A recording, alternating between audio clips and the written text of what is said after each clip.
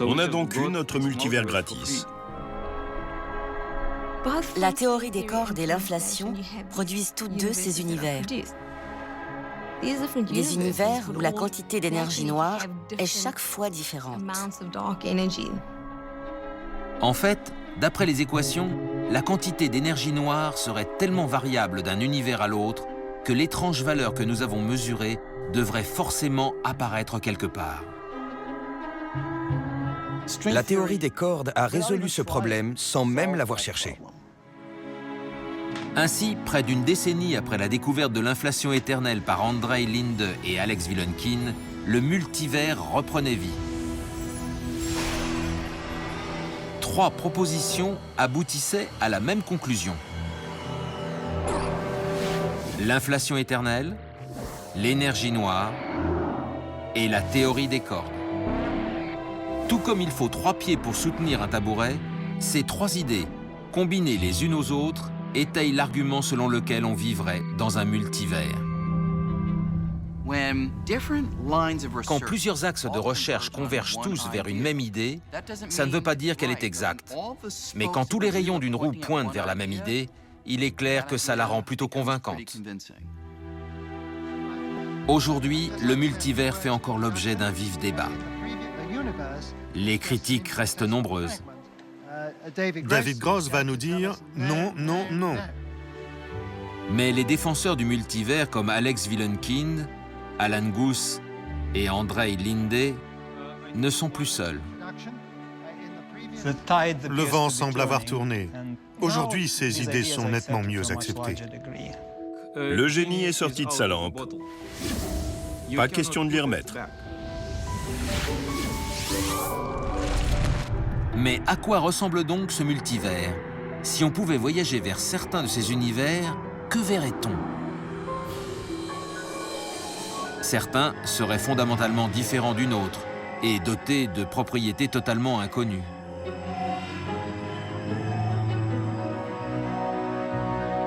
En fait, dans certains univers, il se pourrait qu'il n'y ait ni lumière, ni matière, ni rien de reconnaissable.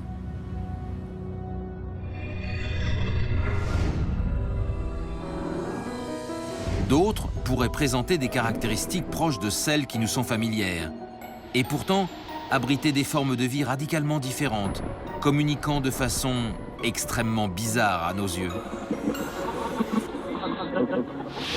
Les équations montrent que si l'on parvenait à visiter un nombre suffisant de ces univers, on finirait par trouver des modèles comparables aux nôtres, avec une Voie lactée, un système solaire et une Terre, mais qui pourtant seraient légèrement différents. Dans l'un d'eux, par exemple, l'astéroïde responsable de la disparition des dinosaures il y a 65 millions d'années ne se serait pas écrasé. L'évolution aurait alors suivi une autre voie.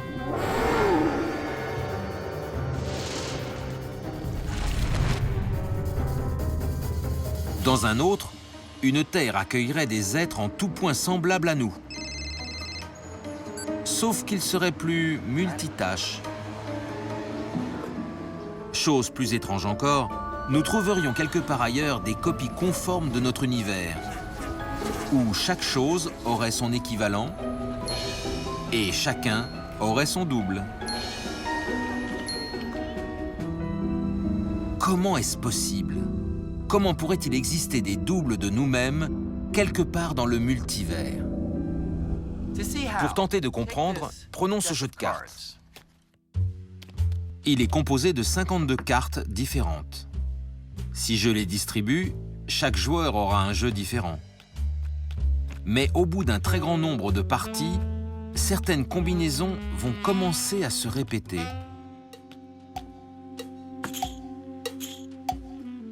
Pourquoi? Parce qu'avec 52 cartes, il y a un nombre limité de combinaisons possibles. Donc, si on distribue les cartes une infinité de fois, des combinaisons se répéteront forcément. Et dans le multivers, un principe similaire s'applique. En effet, selon les lois de la physique, les ingrédients fondamentaux de la matière ou particules sont un peu comme des cartes à jouer.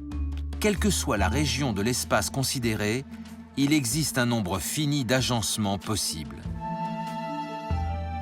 Si l'espace est infini, s'il existe un nombre infini d'univers, alors ces combinaisons vont nécessairement se répéter. Et comme chacun d'entre nous n'est qu'une combinaison particulière de particules, nous avons tous un double quelque part, vous, moi, tout le monde. Ça peut choquer. Dans un autre univers, je suis peut-être une rockstar et ma vie est bien meilleure, ou pire, selon ce qu'on pense des stars. Il y a peut-être un de mes doubles, quelque part ailleurs, qui fait toutes les choses que je ne trouve jamais le temps de faire. Je trouve ça plutôt déprimant de se dire qu'on n'est pas unique. C'est la conséquence d'un ensemble d'idées qui semblent très justifiées.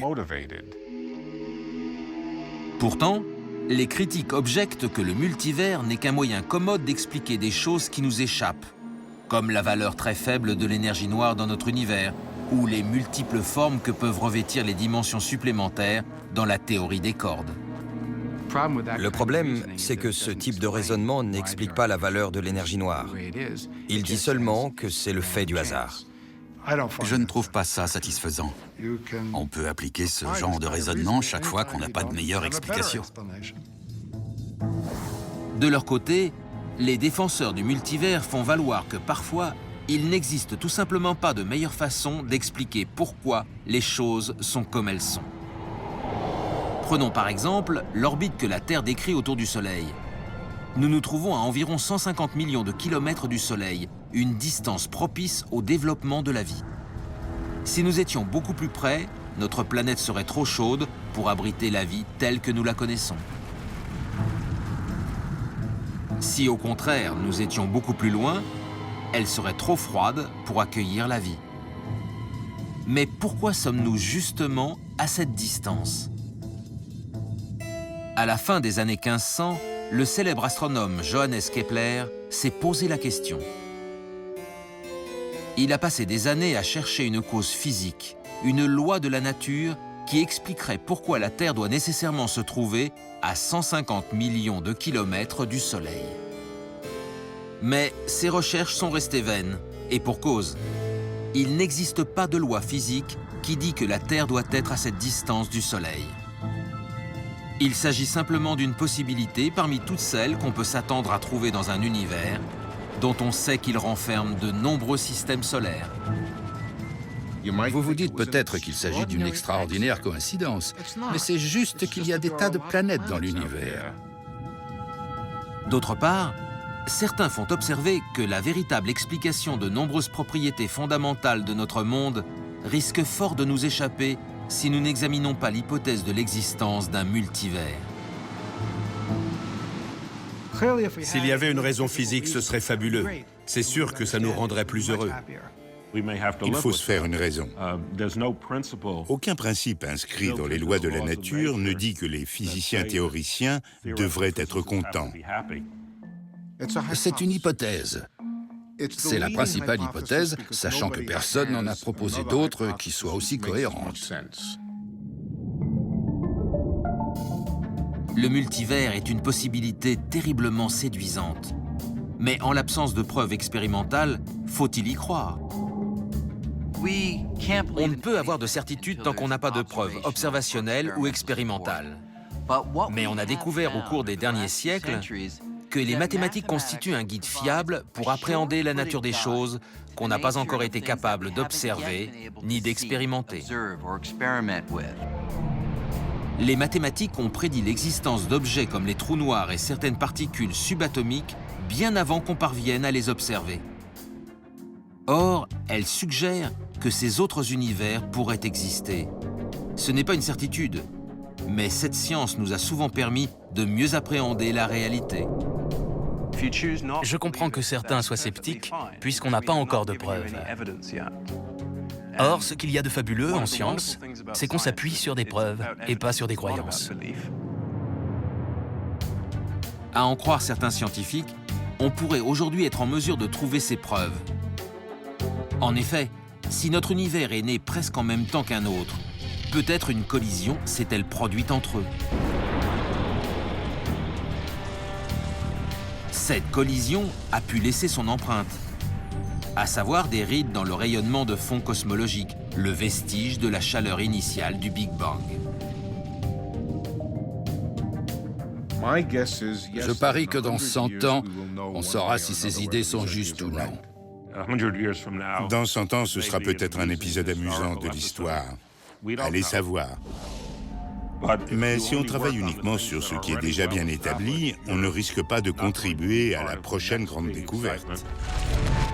Si l'existence du multivers se confirmait, notre vision du monde s'en trouverait chamboulée, comme elle l'a été il y a 500 ans, quand Copernic a prouvé que la Terre n'est pas le centre de l'univers. Et pour certains, cela achèverait de détrôner l'homme de sa place centrale. Qu'importe, le plus important, c'est d'avoir la chance de pouvoir comprendre l'univers. C'est un beau voyage, et ces tensions sont bénéfiques pour la science. Mais où ça va nous mener, ça...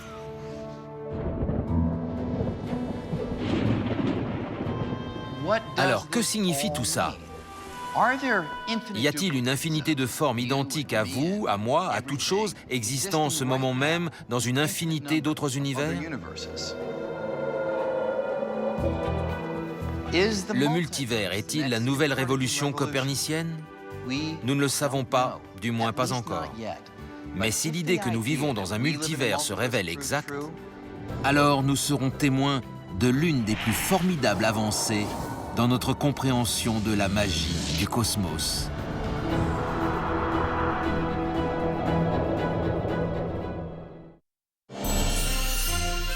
La semaine prochaine, le magazine scientifique étudiera les liens de parenté entre l'homme de Néandertal et l'Homo sapiens.